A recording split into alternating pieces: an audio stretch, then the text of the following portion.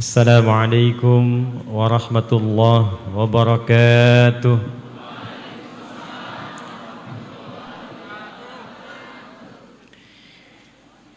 Alhamdulillahilladzi allafa baina qulubina fa asbahna bi ni'matihi ikhwana. Wassalatu wassalamu ala rasulillahilladzi biiqtida'i sunnatihi syarifati asbahna lil muttaqina imama. فصلوات الله عليه وسلامه التام وعلى آله وصحبه وذرياته وأمته إلى يوم الميعاد الذي هو أمامه وبعد. Yang kita hormati, kita muliakan dan kita doakan semoga senantiasa dirahmati, dilindungi dan diberkahi oleh Allah Subhanahu wa taala keluarga besar pimpinan wilayah Muhammadiyah Yogyakarta yang saat ini dihadiri langsung oleh Ketua PWM Ustadz Ikhwan Akhada, seluruh keluarga besar dari SD Muhammadiyah Unggulan Rembangan yang saya cintai, saya hormati, dari Forkompinda Pak Bupati yang mewakili asisten 1. Kemudian kita juga sangat senang bahagia ada TNI Polri kita, Pak Wakapolres Kulon Progo, terima kasih hadir. Dari Kodim 0731, terima kasih. Ini benihnya kalau dari sejarah juga kaitannya dengan Kokam. Kita bahagia ada teman-teman Kokam ini, karena TNI, Polri, di TNI khususnya, itu dimulai dengan Hizbullah 4 Desember 1444. Nanti ada BKR, Badan Keamanan Rakyat 5 Oktober 1945. Berubah jadi TKR, Tentara Keamanan Rakyat di Januari 1946. 26 Januari 1946 jadi Tentara Keselamatan Rakyat TKS. 3 Juni 1947 menjadi Tentara Nasional Indonesia. Nah, nasionalnya itu menasionalisasi seluruh pejuang-pejuang dari laskar-laskar, termasuk juga laskar-laskar keislaman, yang kalau dari Jawa Timur itu nanti komandan resimennya Kiai Haji Muhammad Hashim bin Asy'ari. Jawa Tengah sampai Jogja itu Mr. Kasman Singadimejo. Kemudian ke Jawa Barat itu Kiai Haji Nur Ali. Itu yang kelak kemudian hari menjadi TNI, makanya Sabta Marganya ada 7, Pak. TNI itu nanti 4. Yang satunya kami warga negara Indonesia bersendikan Pancasila, keduanya patriot, ketiganya ksatria. Kami ksatria Indonesia yang bertakwa kepada Tuhan Yang Maha Esa, menegakkan kejujuran, kebenaran dan keadilan. Gabungan warga negara, patriot dan ksatria itu yang jadi TNI, kemudian tribatanya jadi Polri. Saya hafal karena saya ngajar di Sesko, Pak.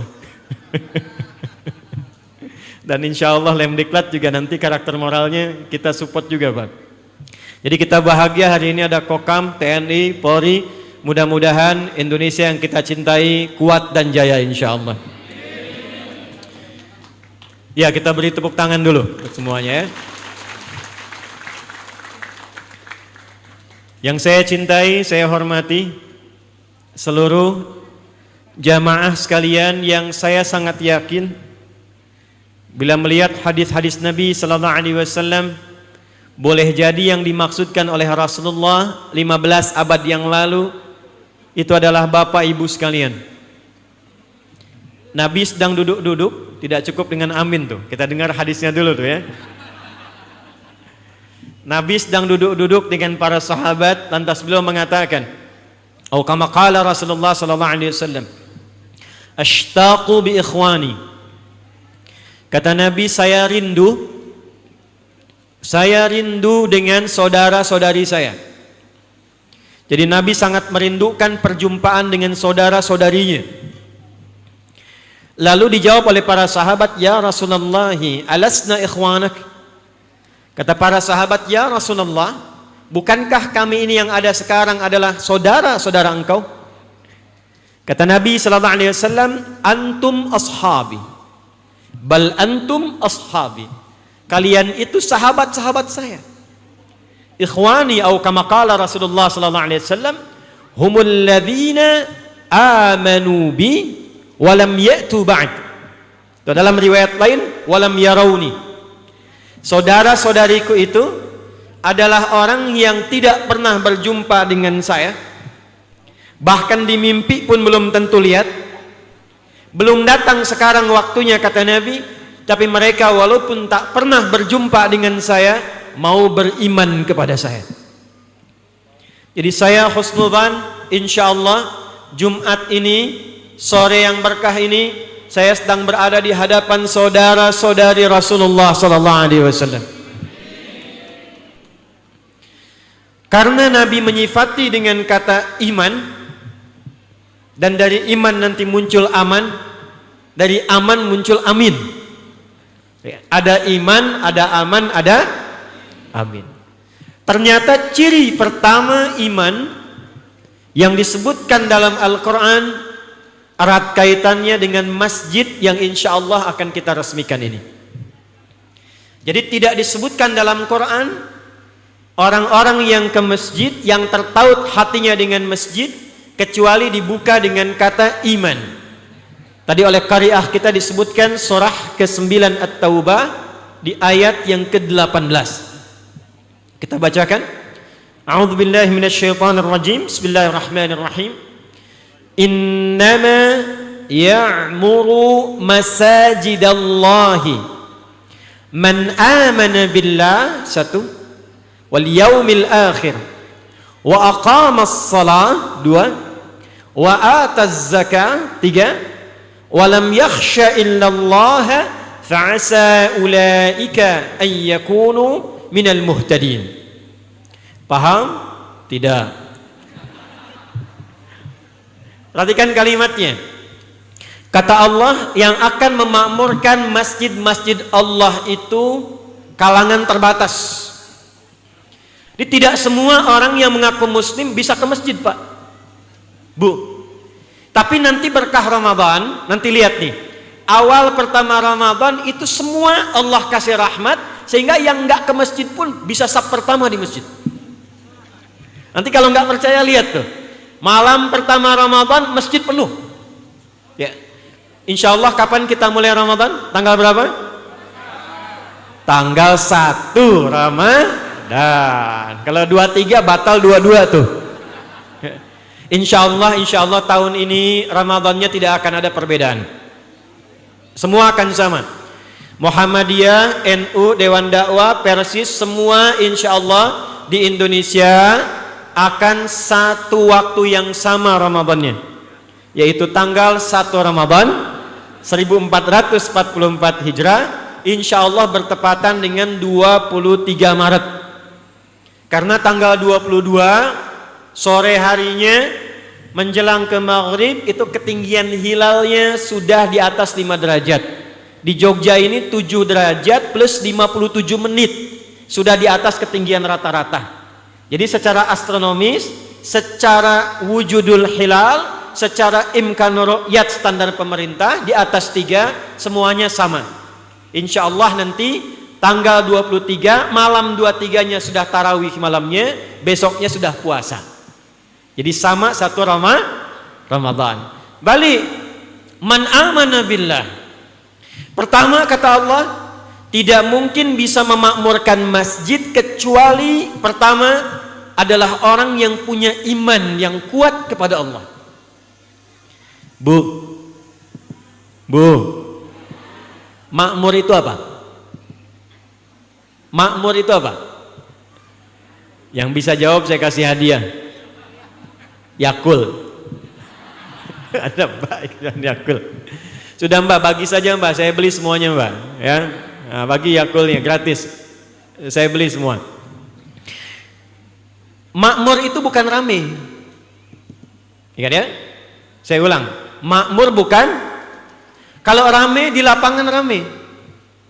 Di stadion bisa rame. Di pasar rame. Makmur itu dari kata umur. Kata dasarnya amara. Kemudian mudhari'nya ya'mur, sifatnya umur, keadaannya disebut dengan ma'mur. Umur asalnya bermakna sesuatu yang bermanfaat. Jadi kalau ibu ditanya, ibu berapa umurnya?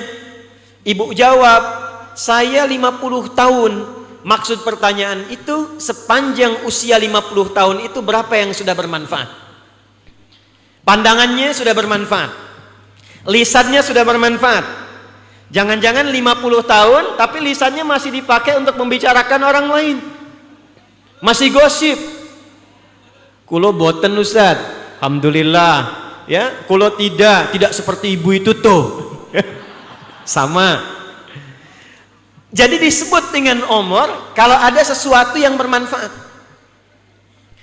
Kenapa orang yang ingin ke masjid disebut dengan memakmurkan masjid? Karena yang pertama ingin memberikan kesan, kalau yang ingin ramai ke masjid banyak. Nanti Ramadan yang ke masjid banyak Bu, Pak. Tapi nanti motifnya macam-macam. Ada yang pengen ngejar bukaan, ada. Ada yang ingin ngejar sahur gratis, ada. Ada yang ingin mengejar kenikmatan untuk tiduran, ada. Tapi orang yang sejati, yang bisa memakmurkan masjid, yaitu orang-orang yang ingin mengambil manfaat dari masjid. Ciri pertamanya, man amana billah. Jadi kalau bapak ibu ingin disebut saudara-saudarinya Rasulullah sallallahu alaihi wasallam, ciri yang pertama kata Al-Qur'an, beriman dengan benar. Ciri yang selanjutnya kata Al-Qur'an, ciri imannya menjadi pribadi yang bermanfaat dari ujung kepala sampai dengan ujung kakinya. Jadi secara singkat, orang beriman itu nggak mungkin perilakunya tidak baik.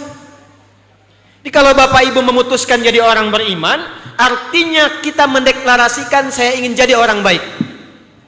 Artinya kita ingin mengatakan saya ingin berubah jadi orang baik. Silahkan bapak dan ibu cek dalam Al-Quran, semua fungsi tubuh kita ini saat disebutkan itu rata-rata dibuka dengan kalimat iman. Contoh, ini fungsinya mata untuk apa? Sebelum disebutkan fungsinya melihat, itu ada imannya dulu.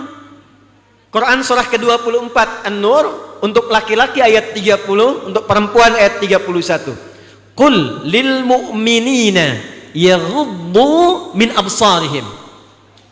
Katakan, viralkan pada pria-pria yang beriman, Wakapolres yang beriman, bupati yang beriman, camat yang beriman, ada Pak Camat juga ya.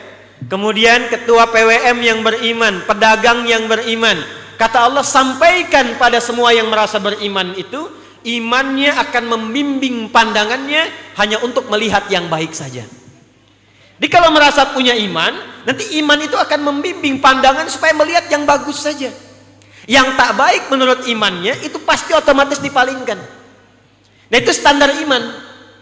Contoh, bapak ibu keluar dari sini, ada baligo gambarnya besar, ternyata ada auratnya. Nah iman akan berfungsi, begitu melihat kata imannya ini nggak bagus, palingkan. Maka seketika pandangan kita dipalingkan kepada yang benar, itulah pandangan iman. Nah kalau imannya lebih bagus, turun ke lisan. Maka lisan di Quran sebelum disebutkan fungsinya bertutur, disebutkan dulu imannya. Al-Baqarah kita turunkan langsung ke Al-Hujurat saja, ayat 11 sampai 12. Ya ayyuhalladzina amanu, hei semua yang merasa punya iman, la yashar qaumin qaum, maka imannya akan membimbing lisannya, dia hanya akan berkata yang baik saja, jangan saling mencela. Jadi kalau ada orang muslim mengaku beriman, lisannya dipakai mencela oleh orang lain, ini menunjukkan ada masalah dalam imannya. La yaghtab ba'dukum ba'da, jangan bikin hoax, jangan saling berselisih, jangan saling menggunjing. Jadi kalau ada orang mengaku beriman tapi dia mencela orang lain, ini menunjukkan ada masalah di lisannya dan ada masalah dalam imannya. Itu iman. Jadi saat yang bersamaan, jadi orang beriman, semua tubuhnya berubah menjadi baik.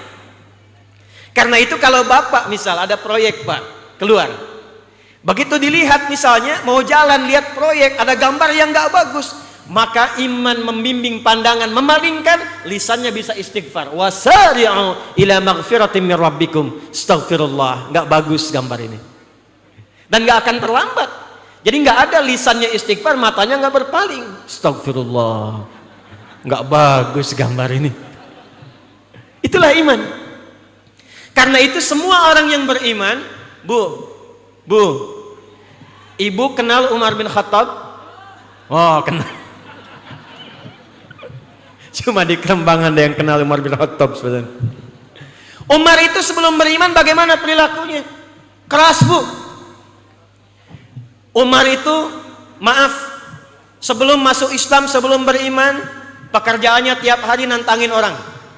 Siapa yang berani dengan saya, silahkan ketemu di Bukit A. Tapi sebelum datang pamit pada ibu yang telah melahirkannya, karena dia akan pulang tanpa nama. Umar sebelum masuk Islam, dengan minuman keras luar biasa, mabuk paling minimal 5 kali sehari. Dan orang jahiliyah itu, kalau mabuknya 5 kali sehari, itu mabuk prematur, pemula. Jadi yang mabuk pemula itu 5 kali sehari, Pak. Pemula tuh. Lihat setelah masuk Islam. Begitu Umar beriman, masuk Islam, Allahu Akbar. Ayat mirasantika, larangan miras dan narkotika, itu turunnya karena pertanyaan Umar bin Khattab. Ayat-ayat tentang larangan-larangan dalam keburukan, banyak yang karena pertanyaan Umar. Jundub bin Junadah, pernah dengar namanya? Kalau Abu Dzar Al-Ghifari, pernah dengar namanya? Abu Dzar Al-Ghifari itu mantan begal dari kampung begal. Kampungnya namanya Kampung Ghifar. Sekampung itu begal semua. Bapak bisa bayangkan, masuk Islam, datang ke Nabi, cuma melihat wajahnya Nabi bisa masuk Islam. Nah, orang Islam itu harusnya begitu. Kelihatan wajahnya menenteramkan, tuturnya memberikan kedamaian. Ini Jundub melihat wajah Nabi, baru bicara sedikit, ya Rasulullah, asyhadu an la ilaha illallah wa asyhadu anna Muhammadar Rasulullah. Ausini, berikan pesan kepada saya.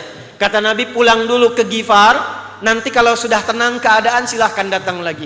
Kata Jundub, ya Rasulullah, saya akan mengumumkan keislaman saya di depan Ka'bah. Kata Rasulullah, jangan lakukan dulu, situasi belum kondusif, engkau nanti akan diganggu.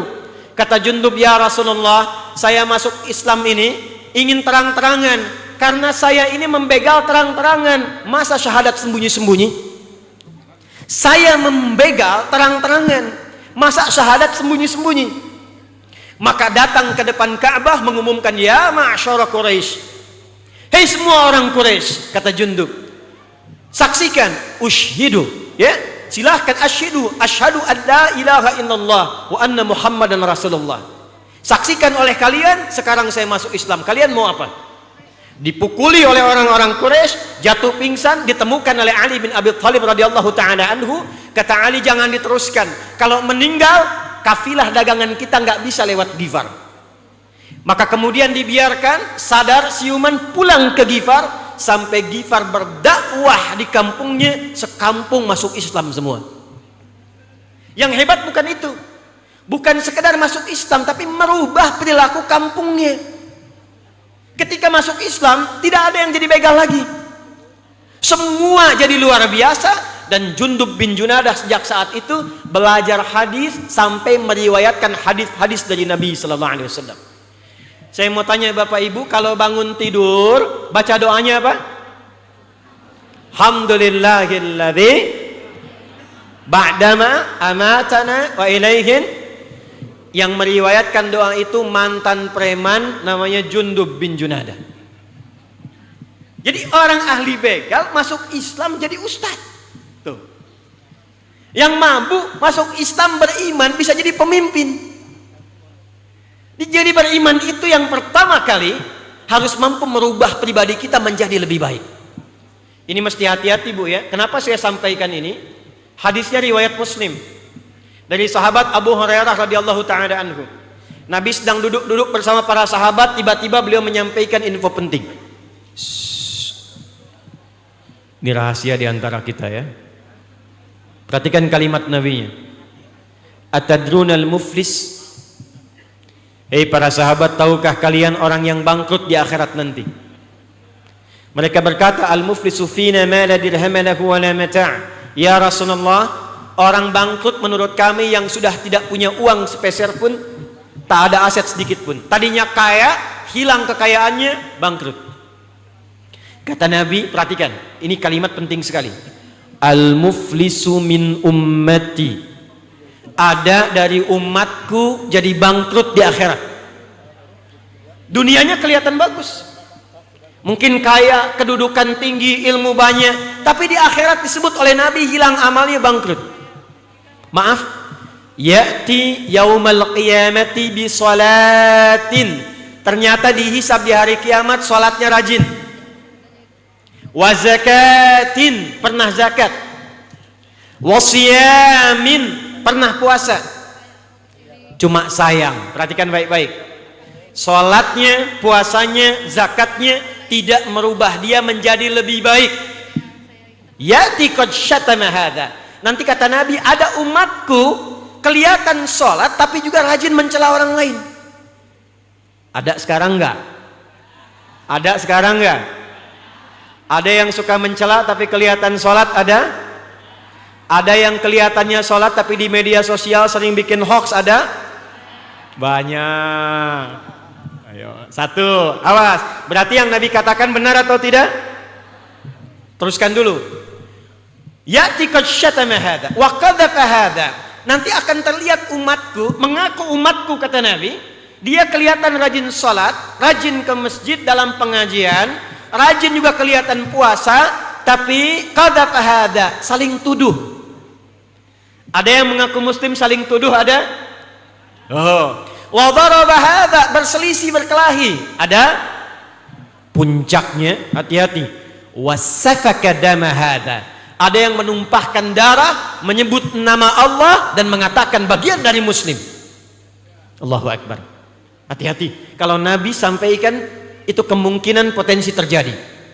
Tembak orang, bom orang, ledakan sesuatu, dia mengatakan atas nama Allah, padahal keluar dari ketentuan yang dibenarkan. Hati-hati, itu besar sekali resikonya. Bu, Pak, itu waktu kejadian, Pak Waka, waktu kejadian bom di Jalan Tamrin itu, saya sedang di Lampung. Tuah, meledak. Pertanyaan pertama jamaah, waktu dibuka sesi tanya jawab, Ustaz, apakah bom di Jalan Tamrin termasuk jihad fi sabilillah? Saya bilang, Pak, sependek pengetahuan saya, jihad fi sabilillah itu jihad di jalan Allah, bukan di Jalan Tamrin. Tapi terjadi. Nah, ada masa-masa yang kata Nabi katakan, ada orang-orang yang kelihatannya berislam dengan baik tapi perilakunya menyimpang. Maka ini yang menjadi PR kita sekarang. Ketika mengatakan beriman, ciri khasnya bukan hanya taat secara spiritual, maka dampak ketaatan spiritual itu akan tampak pada perilakunya, pada akhlaknya. Bagaimana orang yang disebut berhasil salatnya? Apa cirinya? Quran surah ke-29 ayat 45. Disebut salatnya berhasil ketika innas salata tanha 'anil fahsya wal, apa itu fahsya? Fahsya itu keburukan yang sumbernya syahwat.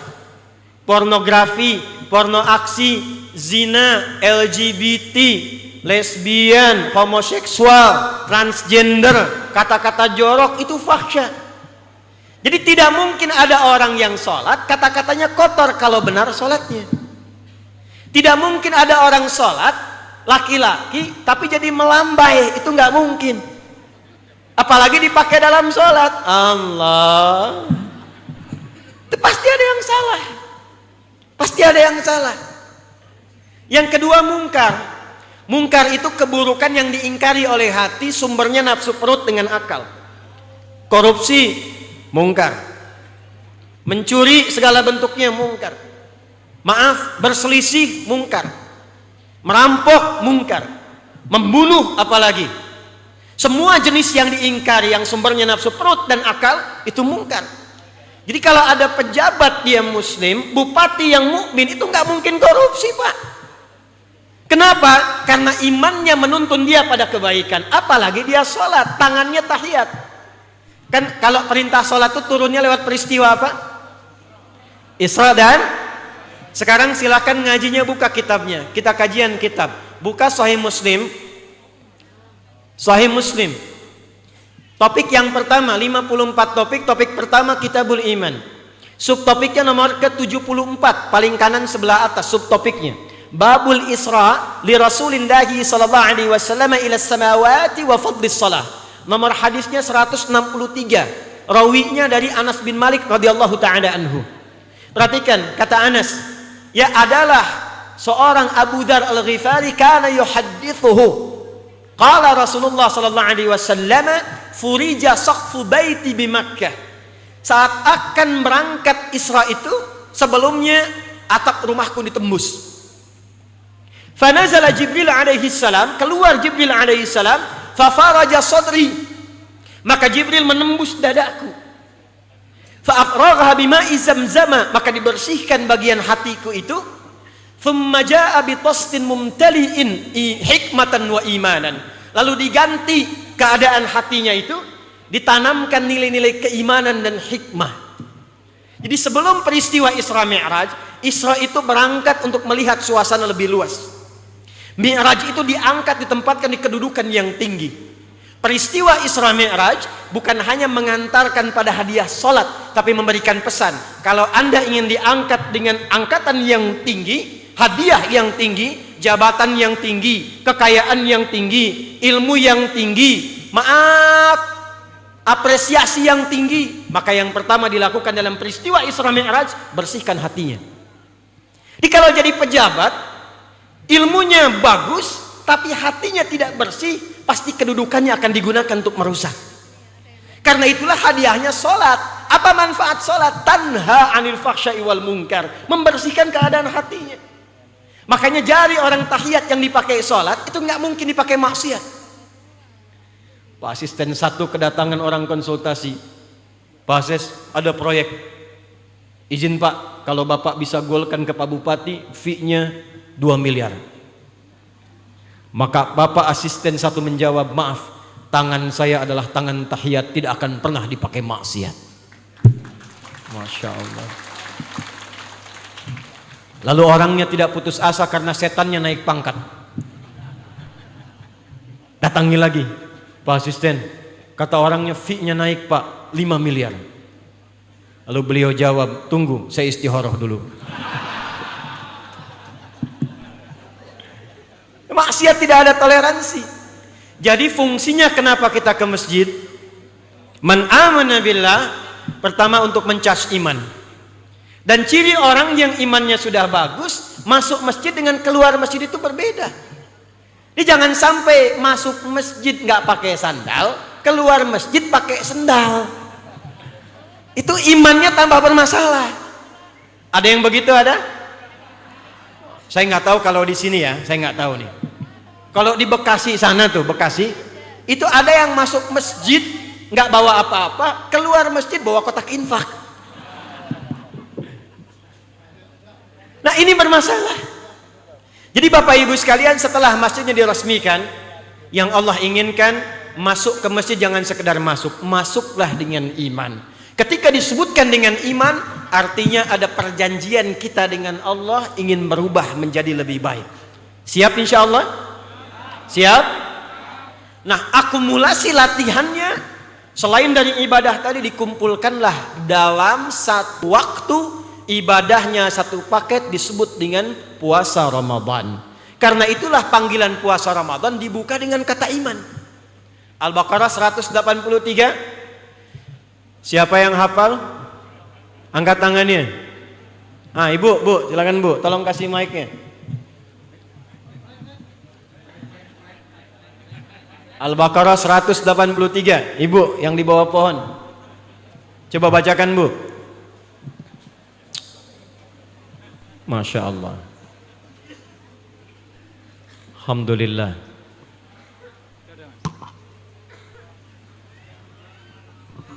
Ibu asmane sinten? Ummu Adibah. Ummu Adibah, Masya Allah. Dari mana Ibu? Dari Bandung. Oh, Masya Allah. Kita berikan aplaus dulu untuk Ibu. Masya Allah. Ibu jam berapa dari sana ke sini? Tadi malam jam 11. Tadi malam jam 11. Menginap di mana? Di rumah anak saya yang di sini. Oh. Mana anaknya mana? Ada baik. Monggo Ibu. Al-Baqarah ayat 183. Ya ayyuhalladzina amanu kutiba alaikumus siyamu kama kutiba alal ladzina min qablikum la'allakum tattaqun. Masya Allah. Baik. Mana staf saya itu ya? Tolong nanti Ibu dilihat ya. Ibu dapat hadiah transport 1 juta rupiah. Ya. Bentuknya cash Bu, bukan kartu ya. Nanti disampaikan. Baik, silakan Bu, tolong ya. Nah, perhatikan kalimatnya. Ya ayyuhalladzina. Itu bukan sekedar begini, bukan sekedar hei orang-orang yang beriman, bukan sekedar begitu terjemahannya. Hei semua yang merasa beriman, mengaku beriman, yang dengan imannya ingin berubah jadi orang baik, itu maksudnya. Karena itu saat puasa kita akan dilatih menjadi orang baik. Coba lihat Pak Ibu saat puasa itu. Perhatikan Al-Bukhari, Kitabus Syam, nomor hadis yang pertama dalam Kitabus Syam. Yang hafal hadisnya 2 juta. Ada yang hafal? 3 juta. Belum ada, 4 juta. Baik, ya sudah waktunya habis. Lihat kalimatnya. As-siyamu junnatun. Ya. Fala yarfath wa la yajhal. Wa in imru'un syatamahu falyaqul inni shaimun. As-siyamu junnatun. Orang yang puasanya benar itu, maka puasa yang dia lakukan akan melatih dia menjadi lebih baik sehingga punya benteng dari keburukan, punya perisai. Karena itu dia berlatih. Fala yarfuth. Orang yang puasanya benar, lisannya tak akan berkata kotor. Wala yajhal. Tidak akan berbuat yang tidak pantas. Makanya saat puasa, itu maaf, yang bohong pun libur dulu bohongnya. Minimal takut batal puasanya. Yang pemarah pun, yang sangat marah, dikit-dikit marah, dikit-dikit marah. Nggak hujan, marah. Nggak panas, marah. Itu saat puasa bisa libur marahnya. Maghrib jam 5:30, jam 5:04 ada yang provokasi. Dia bisa nggak marah. Istrinya bilang, "Pak, kok nggak marah? Nanti habis maghrib." Dia tahan tuh. Kenapa? Puasa. Yang korupsi itu Ramadan bisa libur korupsinya. Kenapa? Karena latihan puasa itu mengarahkan pelakunya untuk terbebas dari keburukan karena dia berusaha menjadi orang yang lebih baik. Makanya sebelum puasa dengan setelah puasa pasti ada bedanya. Kenapa saat awal Syawal Idul Fitri kita bertakbir? Allahu Akbar, Allahu Akbar, Allahu Akbar. Kenapa bertakbir? Siapa yang bisa jawab? 1 juta. Ayo silakan. Merayakan kemenangan. Baik, iya, salah. Ada lagi yang lain? Ya, monggo jenengan ya. Bersyukur. Baik. 100.000. Lihat. Ya. Mengagungkan Allah. Enggak nyampe, Mas. Sudah cukup, waktu habis. Pakai dalil Quran surah kedua Al-Baqarah ayat 185. Paling kiri agak ke bawah sedikit di mushaf. Lihat kalimatnya. Walitukabbirullaha ala ma hadakum wa la'allakum tashkurun. Kenapa kalian bertakbir kata Allah? Kalian itu bertakbir lisannya, bukan cuma lisannya, tapi meresap dalam jiwanya karena bersyukur kepada Allah. Dilatih saat puasa sehingga diberi hidayah jadi orang baik. Jadi nanti kelihatan takbir orang yang berubah setelah Ramadan dengan takbir cuma orang yang ikut-ikutan nahan lapar dan haus. Allahu Akbar, Allahu Akbar, Allahu Akbar, nahan lapar dan haus. Orang yang takbirnya sukses puasanya, dia merasakan pendidikan Ramadan, merasa lebih dekat dengan Allah. Istighfar saat malam, saat tarawih. Allahumma innaka afuwun tuhibbul afwa fa'fu anni. Ya Allah, saya merasa banyak dosa, sedangkan Kau yang Maha mengampuni, memaafkan. Saya takut kalau pulang masih banyak dosanya, ya Allah. Ampuni saya di malam ini, ya Allah. Turun ampunan Allah. Selepas Ramadan berubah. Senyumnya lebih banyak, taatnya bertambah, santunnya lebih banyak, menghormati tetangganya lebih bagus. Maka dia bertakbir karena senang telah berubah keadaannya. Allahu Akbar, Allahu Akbar, Allahu Akbar. Itulah walitukabbirullaha ala ma hadakum. Itulah ya ayyuhalladzina amanu. Nah, sebelum datang Ramadan, kalau kita ingin berubah menjadi orang baik, maka rumus Qur'annya sering-sering datang ke masjid. Kemana? Alhamdulillah, insya Allah sebentar lagi diresmikan. Setiap ada masjid dekat tempat kita, hidupkan, makmurkan. Orang-orang yang mampu memakmurkan masjid, maka ciri pertamanya demi Allah, Pak, demi Allah saya katakan ya, teman-teman di kepolisian itu, ya, kalau biasanya para komandan di atas pengen peningkatan spiritual, itu biasanya suka diminta ke masjid 40 hari katanya. Ya, di Lampung banyak yang demikian tuh, ya. Kenapa? Kalau sudah bisa ke masjid, rajin, konsisten. Bu, anak ibu pengen soleh, Pak ingin jadi orang soleh, catat ini ya, ini bersanad Pak, bersanad. Ada 2 orang, kisahnya nyata, tempatnya di Libya. Indama kuntu fi Libya fi 2005 fi qissah min syaikhi. Karena ada orang Arab, saya pakai bahasa Arab sedikit ya. When I was in Libya in 2005, so there was a story from my sheikh. Paham gak? Ya, kita balik lagi ya. Jadi ada cerita dari syekh kami, ada 2 orang anak diadukan oleh kedua orang tuanya, sulit ke masjid. Maka dipanggil oleh syekhnya, halus sekali, tidak ada marah, tidak ada bentak-bentak, wajahnya itu penuh dengan kedamaian. Dikatakan, nah sini, kenapa nggak ke masjid? Males katanya, baru zuhur dah asar lagi, capek. Gini aja, kita bikin perjanjian, kamu 40 hari aja ke masjid, tapi jamaah 5 waktu. Setelah itu terserah, mau ke masjid mau enggak terserah, mau sholat mau enggak terserah, saya akan tanggung jawab. Pokoknya 40 hari ke masjid aja, 40 hari saya akan tanggung jawab. Setelah itu mau ke masjid mau enggak, mau sholat mau enggak, silahkan. Senang anaknya. Maka mulai setelah itu besoknya, selama itu dievaluasi, dilihat, setelah 40 hari dipanggil lagi oleh syekhnya. Yang satu ditanya, bagaimana perasaanmu? Demi Allah syekh, mulai hari ini saya tidak akan pernah meninggalkan sholat lagi. Dicek ke ibunya, perilakunya berubah, lisan bertuturnya lebih baik, tawadhunya lebih baik, peningkatan kecerdasannya meningkat, belajarnya lebih semangat lagi. Jadi jangan dikira kalau ke masjid itu akan malas belajar, tidak. Jadi kalau pulang dari masjid belajarnya malas, tidurnya banyak, ada yang salah. Karena Nabi itu dulu kalau mengajar itu di masjid.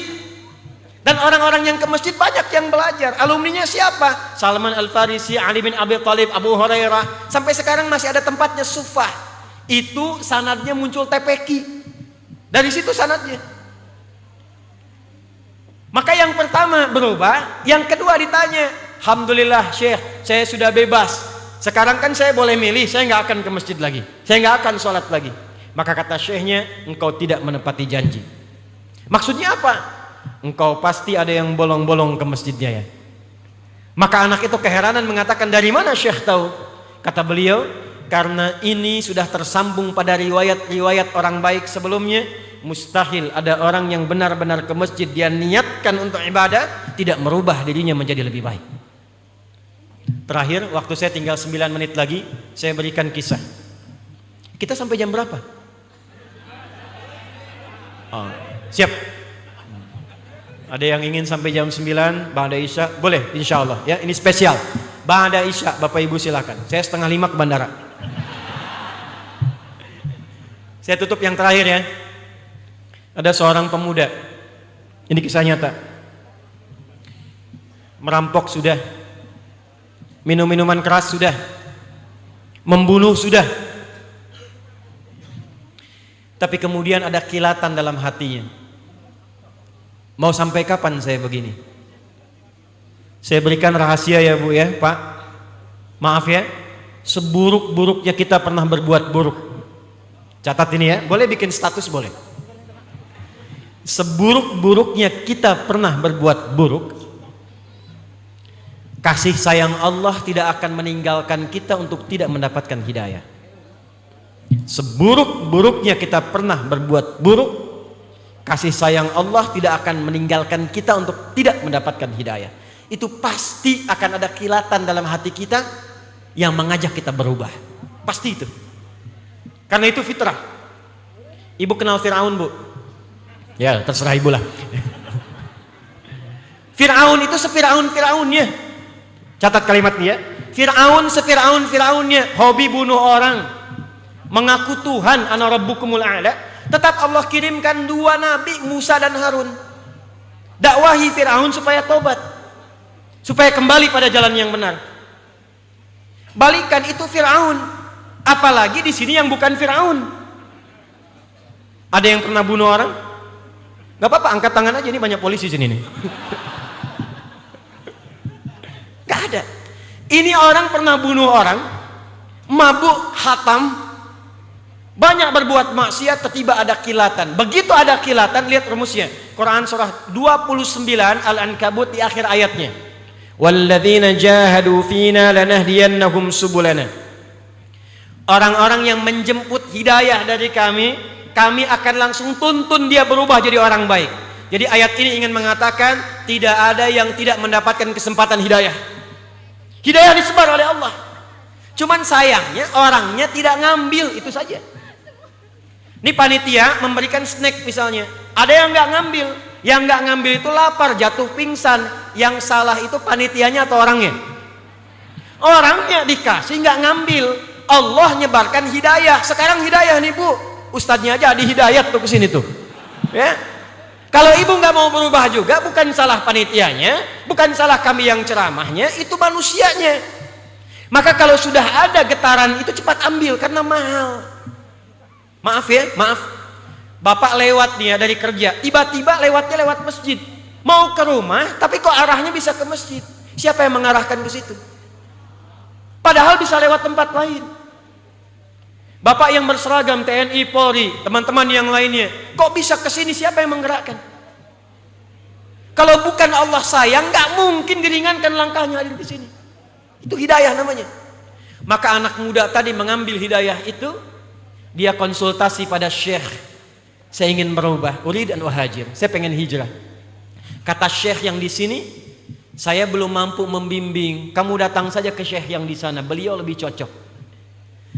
Perhatikan para ustadz nih, saya lihat ada ustadz-ustadz juga yang di sini. Itulah adab dalam Islam. Kalau memang belum mampu untuk mengajarkan, rekomendasikan pada ustadz yang lain. Karena tidak mungkin satu ustadz menguasai semuanya, mustahil. Ada orang tanya tafsir, Anda pakar di hadis, jangan dijawab tafsir. Apalagi buka Google dulu jawab, gitu kan? Rekomendasikan pada yang paham. Singkatnya, datanglah anak muda itu kepada seorang syekh, tinggalnya di masjid itu. Makannya kurma sehari 3, pagi, siang, sore, menjelang malam. Minum air putih. Maka ketika datang syekhnya menguji, masuk ke masjid, ya munayya madza turid, kalimatnya halus, ya Allah. Kalau ada orang kelihatan ahli maksiat, walaupun badannya kelihatan tidak ideal, tapi datang ingin bertobat, jangan dicela. Lihat dengan ain rahmah, pandangan rahmat. Pandang dengan kasih sayang. Syekhnya masih memanggil, anakku, kamu ingin apa? Kata anak muda ini, saya ingin berubah jadi baik. Kata syekhnya, saya khawatir Anda tidak sabar bersama saya. Kata anak ini, syekh, saya sudah menempuh perjalanan, saya niatkan saya akan sabar. Maka tinggallah dengan syekh itu hari pertama di masjid. Hari kedua, hari ketiga, berubahlah pemuda itu menjadi lebih baik. Tapi perhatikan dahsyatnya setan dalam menggoda. Nanti saya kalau ke Jogja lagi, tolong catat ini ya. Insya Allah kita akan bahas kajian fikih setan. Belum pernah ada kan?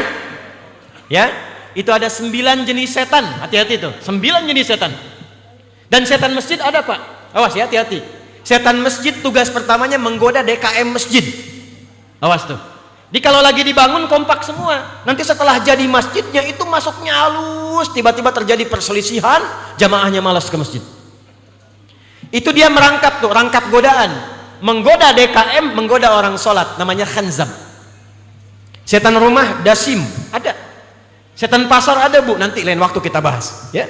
Nah setan ini membiarkan si pemuda terlihat baik, setelah hari ketiga masuk dia lewat was-was. Seperti orang menggoda penghafal Quran. Hari pertama dibiarkan, kedua banyak, setelah banyak dibikin capek nggak menghafal Quran lagi. Kalau kamu masih anak muda, syekhmu sudah tua. Kamu sudah khatam makanan enak, syekhmu cuman kurma air putih, kurma air putih. Jadi murid berbakti, hormat pada syekhmu, cari makanan yang enak. Maka keluarlah anak muda ini mencari makanan, terkena godaan. Bakat lamanya dipakai. Bakat lamanya kan mencuri. Kamu kan punya kemampuan. Jadi begitu lewat, dia lompat tembok naik ke atas, nggak ada makanan. Begitu lewat lagi, terciumlah bau makanan yang sedap. Kalau di Timur Tengah, beberapa daerah itu terong tuh mahal Pak Bu, mahal sekali. Tercium bau makanan, ketika naik ke tembok dilihat ada tungku, di atasnya ada makanan yang baunya sangat sedap, maka naik dia ke situ dibuka, ternyata ada terong yang sudah matang. Tak tunggu lama, setan bisikin lagi, cobain aja. Hatinya langsung bergetar, jangan, cobain, jangan, cobain, jangan. Saya tanya Pak Wakapolres nih Pak, kalau ada orang menawarkan kepada Bapak, Pak, tolong bantu saya Pak, saya kasih 5 miliar, dibantu nggak Pak? No. Hatinya bergejolak tuh, bantu, jangan, bantu, jangan, bantu, jangan, jangan bantu, bantu. Dicek, insya Allah beliau soleh, kita doakan ya. Insya Allah. Lihat, ada gejolak, tapi ternyata setannya pintar, naik pangkat lagi. Kalau ketahuan, syekhmu itu kan orang terpandang, bilang aja, syekh lagi butuh. Sama dengan kayak begini nih, tiba-tiba ada panitia misalnya atau siapa ngambil snack ibu-ibu, begitu ketahuan sama ibu, itu punya saya, Ustadz pengen. Kira-kira respon ibu bagaimana? Oh buat Ustadz, silakan aja, ambil semua. Nah itu bilang begitu, bilang kalau nanti ketahuan, syekh pengen. Maka dicobalah dulu sedikit, begitu masuk ke mulutnya, kisah nyata. Masuk ke mulutnya orang yang sudah berhijrah, niatnya sudah kuat, Allah tidak akan biarkan ia dalam sendirian. Maka turunlah perlindungan Allah untuk menangkal maksiat, namanya burhan. Ini yang diberikan pada Nabi Yusuf ketika digoda oleh perempuan cantik itu. Walaqad hammat bih wa hamma biha laula arwa'a burhana rabbih. Burhan itu perlindungan dari Allah untuk menampakkan kepada kita supaya menjauhi maksiat. Anda keluar dari masjid, mana sendal saya? Mana sendal saya? Ya Allah, ini rupanya. Begitu mau dipakai, hati Anda mengatakan jangan gunakan. Kamu kan ke masjid gak pakai sendal. Itu burhan namanya. Maka ketika masuk ke dalam mulutnya, tampak kemudian burhan Allah, langsung dia muntahkan, dia istighfar, astagfirullah. Dia lari manjat tembok, dia kembali pada syekhnya untuk dituntun istighfar. Secara singkat, sampai di masjid kaget karena di depan syekhnya ada seorang perempuan cantik, didampingi di depan belakangnya ada seorang ayah. Begitu kelihatan anak muda ini, kata syekhnya, ya bunai ta'al, nak sini sini. Kaget, dikira ketahuan, datang duduk, kata syekhnya, begini, tunggu dulu, kamu diam dulu. Ini ada seorang perempuan, ditinggal wafat suaminya, sudah selesai masa iddahnya. Dia mencari calon suami, saya akan nikahkan dia dengan engkau, mau tidak? Kata anak muda ini, ya syekh, saya akan tinggal numpang di sini, bagaimana menghidupinya? Kata syekhnya, jangan takut, perempuan ini diwarisi harta yang banyak, insya Allah cukup. Ikuti doa saya. Allahumma hawalaina wala alaina. Allahumma hawalaina wala alaina. Allahumma hawalaina wala alaina. Bismillahirrahmanirrahim. Tabbat yada abi lahabin wa tabb. Ma aghna anhu maluhu wa ma kasab. Sayasla naran dhata lahab. Wa imra'atuhu hammalatal hatab. Fi jidha hablum min masad. Allahumma hawalaina wa la alaina. Allahumma hawalaina wa la alaina. Sallallahu alaihi wasallam Muhammad sallallahu alaihi wasallam. Diberikan kemudian dia setuju. Baik kalau gitu saya setuju. Dinikahkan ternyata yang tadi bapaknya. Pulang keluar dari situ dituntun nama istrinya digandeng.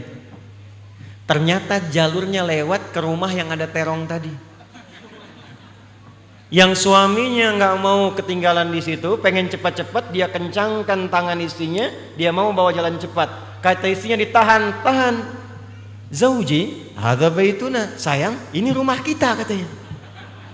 Rupanya yang ada terong tadi rumah si perempuan, dia masak untuk menyambut suami barunya. Tunggu sebentar ya, kamu lapar kan katanya. Begitu dia ke belakang ngelihat tutup pancinya terbuka, terongnya terpotong sebagian, dia teriak, "Man akala bazinjani?" Siapa yang makan terong saya katanya.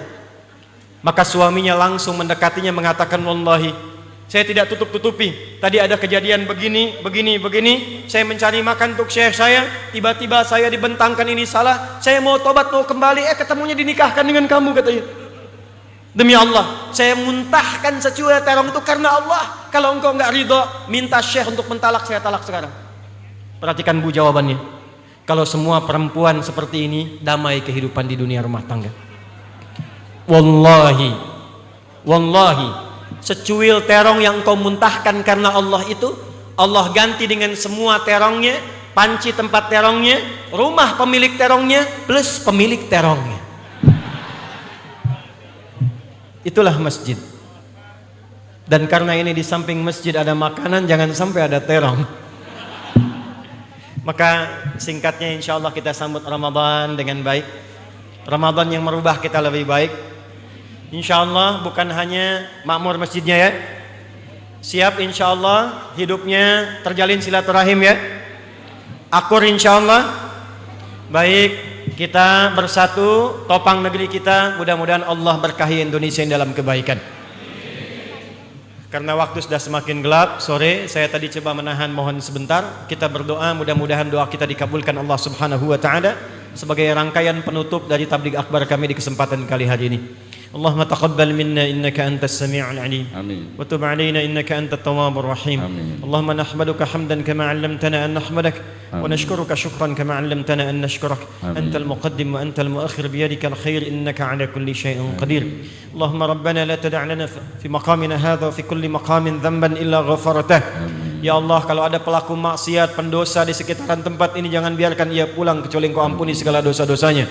Wala hamman illa farajtah. Jika ada yang merasakan kegelisahan, maka mohon tenangkan hatinya. Wala asiran illa yassartah. Jika ada yang merasakan kesulitan, mohon hilangkan dan angkat kesulitannya. Wala maridan illa syafaitah. Jika ada yang sakit, mohon sembuhkan penyakitnya. Allahumma ya Allah, barik lana fi hadha syahr Sya'ban al-mubarak. Wa balighna Ramadan bi rahmatika ya arhamar rahimin. Amin. Ya Allah, berkahi kami di hari Jumat ini, di bulan Sya'ban ini dengan kemuliaan. Amin. Dan sampaikan kami ke bulan Ramadan dalam kebaikan. Amin. Allahumma barik hadzal makan ya Allah, barik hadzal masjidil jadid mubarak wa hadhil madrasah mubarakah.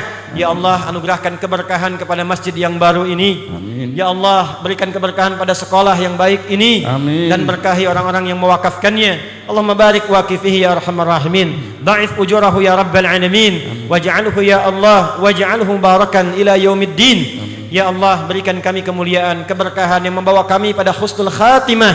Sampai kembali kepadamu dalam kebaikan. Rabbana atina fid dunya hasanah wa fil akhirati hasanah wa qina adzabannar. Wa sallallahu ala sayyidina Muhammad wa ala alihi wa sahbihi ajma'in. Wa akhiru da'wana subhanakallahumma rabbana wa bihamdika asyhadu an la ilaha illa anta nastaghfiruka wa natubu ilaik. Walhamdulillahi rabbil alamin. Sebelum saya tutup dengan salam, mana tas saya tadi Mas?